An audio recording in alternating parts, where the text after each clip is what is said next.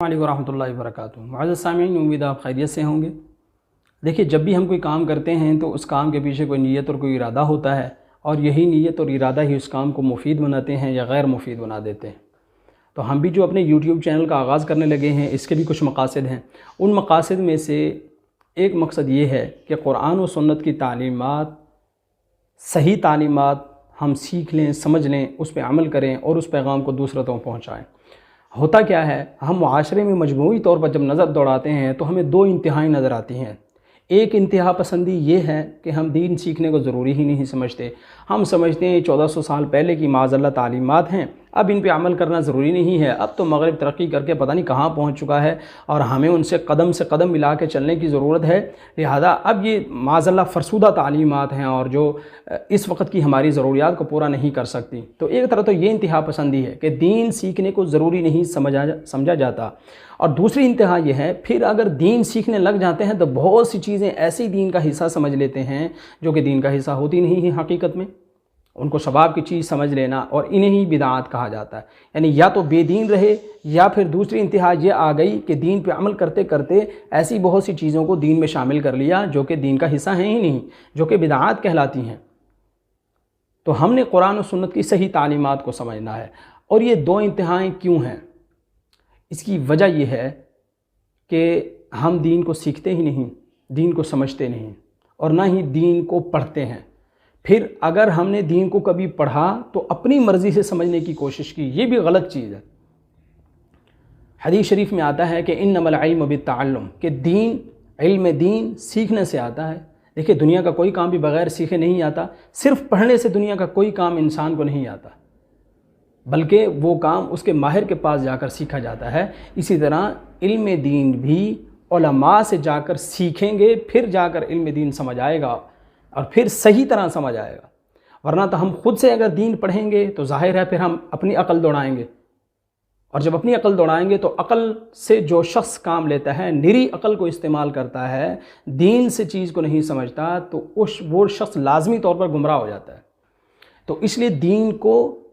اہل علم سے سیکھنا ہے، علماء کرام، مستند علماء کرام سے سیکھنا ہے۔ تو جب ہم قرآن و سنت کو صحیح طرح سمجھیں گے، پڑھیں گے، صحیح طرح سیکھیں گے، صحیح طرح اس کا فہم حاصل کریں گے، تو نہ ہی تو بے دینی رہے گی اور نہ ہی بدعات رہیں گی، کیونکہ ہمیں پتہ چل جائے گا کہ دین سیکھنا کتنا ضروری ہے، لہذا ہم سیکھنے لگ جائیں گے۔ اور یہ بھی پتہ چل جائے گا کہ یہ چیزیں بدعات ہیں، اور بدعات کی جو ہے شریعت میں مذمت کی گئی ہے، اس کے نقصانات یہ ہیں، تو آدمی پھر بدعات کا بھی جو ہے ارتکاب کرنے سے باز رہے گا، اجتناب کرے گا اس سے، تو ہم قرآن و سنت کے صحیح راستے پہ آ جائیں گے۔ اور جب قرآن و سنت کے صحیح راستے پہ آئیں گے، ظاہر ہے بے دینی بھی ختم ہو جائے گی اور بدعات بھی ختم ہو جائیں گی، اور اس طرح معاشرے کی اصلاح ہو جائے گی۔ اور جب معاشرے کی اصلاح ہوگی تو ظاہر ہے ہمیں قدم قدم پر دینی مسائل پوچھنے پڑیں گے کہ یہ کام جائز ہے، یہ ناجائز ہے، یہ حلال ہے، یہ حرام ہے، یہ سنت ہے، فرض ہے یا واجب ہے یا مستحب ہے، اس کے کرنے سے ثواب ہوتا ہے، اس کے نہ کرنے سے گناہ نہیں ہوتا۔ تو دین اسلام کی مکمل تفصیلات اور تعلیمات ہیں، پھر ان کے جاننے کی ضرورت پیش آئے گی، تو انشاءاللہ ہم اپنے اس پلیٹ فارم سے فقہی مسائل اور دین اسلام کی وہ تعلیمات جن کی ہمیں قدم قدم پر ضرورت ہوتی ہے ان کو بھی ذکر کیا جائے گا، اور خاص طور پر وہ فقہی مسائل جو ہمارے روزمرہ کی ضرورت بھی ہیں لیکن عموماً ان کو بیان نہیں کیا جاتا، انشاءاللہ وہ بھی اس پلیٹ فارم سے بیان کیے جائیں گے۔ وہ طہارت کے مسائل ہوں یا نماز کے ہوں،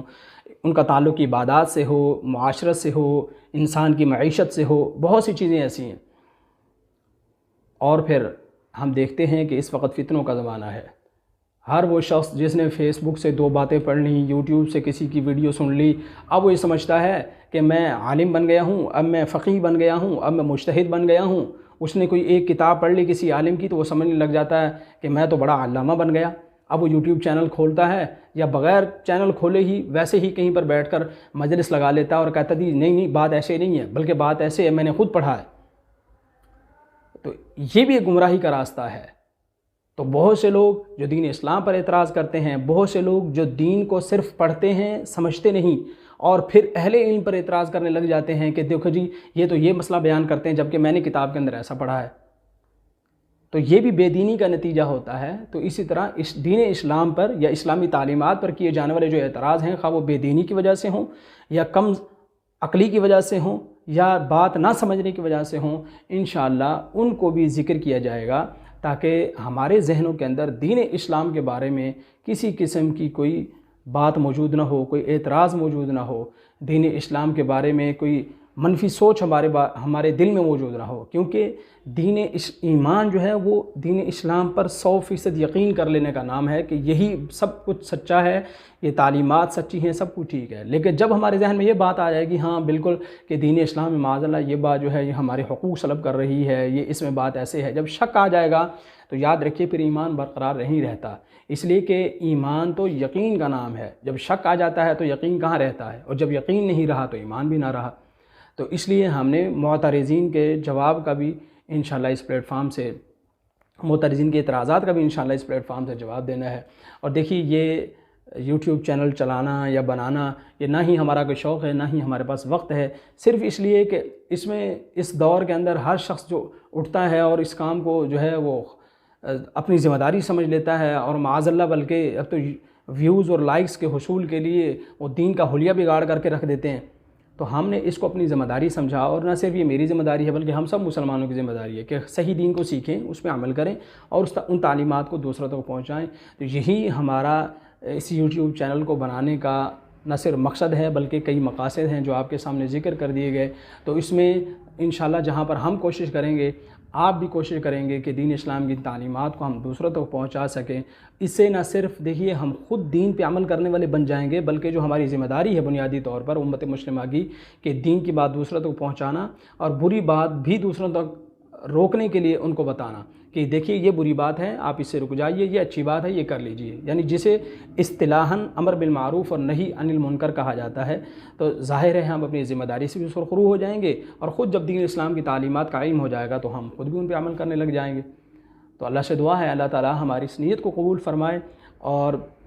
اس کے لیے جو ہے ہمیں وقت بھی میسر ہو، اللہ تعالیٰ میں توفیق عطا فرمائے کہ ہم وقتاً فوقتاً یہ دین اسلام کی تعلیمات دوسروں تک پہنچاتے رہیں۔ اللہ سے دعا ہے اللہ تعالیٰ ہماری اس نیت کو قبول فرمائے، ہمارے اس ارادے کو قبول فرمائے، اور ہمارے اس مقصد کو بھی قبول فرمائے، اور انجام کے لحاظ سے بھی اس کو ہمارے لیے مفید اور کارآمد بنائے۔ وما علینا الا البلاغ المبین۔ السلام علیکم ورحمۃ اللہ وبرکاتہ۔